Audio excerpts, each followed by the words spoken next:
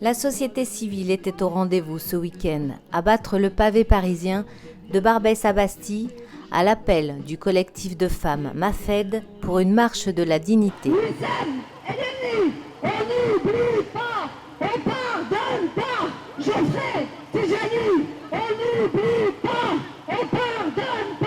En tête de cortège, les familles des victimes, dont l'un des leurs est mort sous le coup de la police. C'est qu'aujourd'hui, quand la police assassine, les gens nous disent que c'est des erreurs. C'est pas des erreurs pour tuer un homme avec ses mains, pour étrangler un homme, comme il y a 100 mètres, Amadou Koumé qui s'est fait étrangler par la police. Il y a à 100 mètres d'ici, personne n'en parle. Et ben, c'est pas un accident. On a affaire à des professionnels. Tuer un homme, en fait, n'est pas un accident. C'est une volonté. C'est la partie visible de l'iceberg. Et donc aujourd'hui, on doit se battre, mais on continuera à se battre jusqu'à la fin de notre vie pour obtenir justice et vérité. Que les hommes politiques comprennent qu'il y a un problème aujourd'hui en France avec ce racisme structurel, avec cette malveillance de l'État. Donc c'est à un moment donné, les politiques leur dire coucou, nous, on est vivants, on est là, on veut simplement vivre, on ne demande pas grand-chose, on veut simplement le respect de nos droits. La banlieue et la province se sont ralliés autour d'une mémoire collective comptabilisant le bilan d'un gouvernement de gauche sous la présidence de M. Hollande.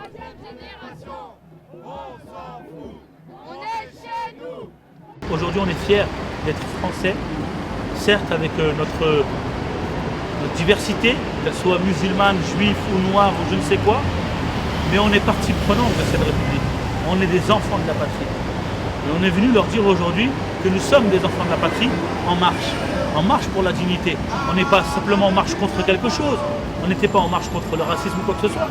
On leur demande la dignité. La dignité, c'est de me respecter dans ce que je suis, dans ce que je veux être. La dignité, c'est de me regarder avec respect.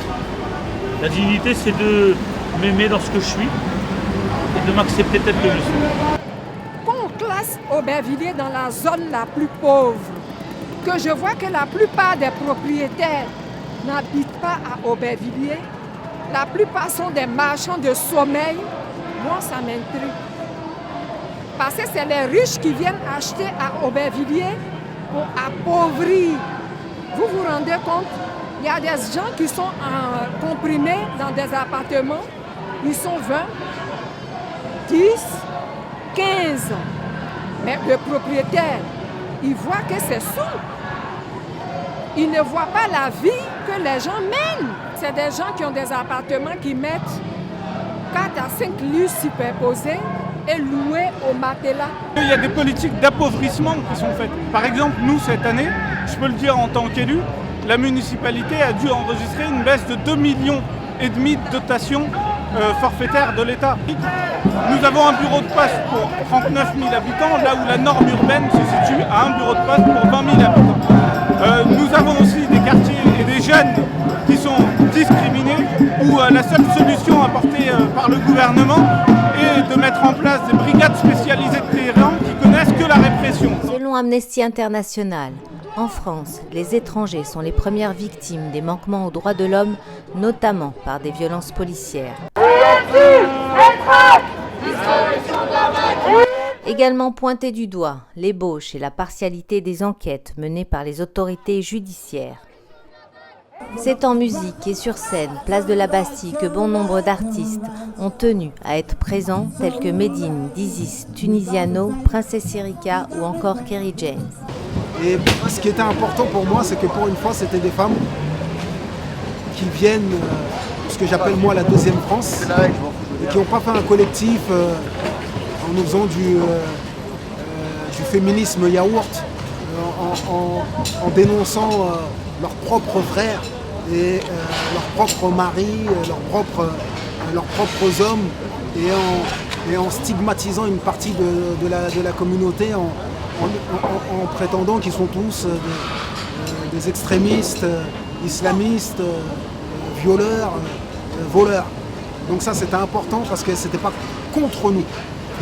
Lorsque MAFED parle de racisme structurel, c'est ça qu'il faut dénoncer.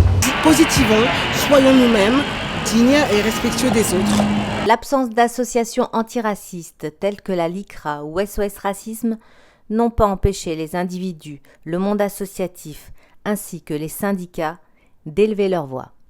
La révolte, c'est pas casser les bagnoles, c'est changer le monde, voilà.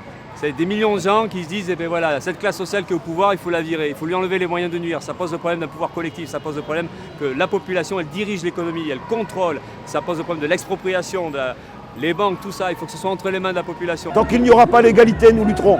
S'il faut que nous luttions avec la canne à la main, nous continuerons la canne à la main et nos enfants prendront la relève. Tant que l'égalité n'est pas acquise, il y aura des mouvements. C'est le mot d'ordre que vous entendez, pas de justice, pas de paix. Comment demander à des gens qui vivent l'injustice de se taire? Comment demander à des gens qui vivent l'injustice de ne pas se lever? Comment demander à des gens qui vivent l'injustice de ne pas se battre? Et donc effectivement, nous aimerions nous reposer, mais tant qu'il y aura l'injustice, nous serons en action.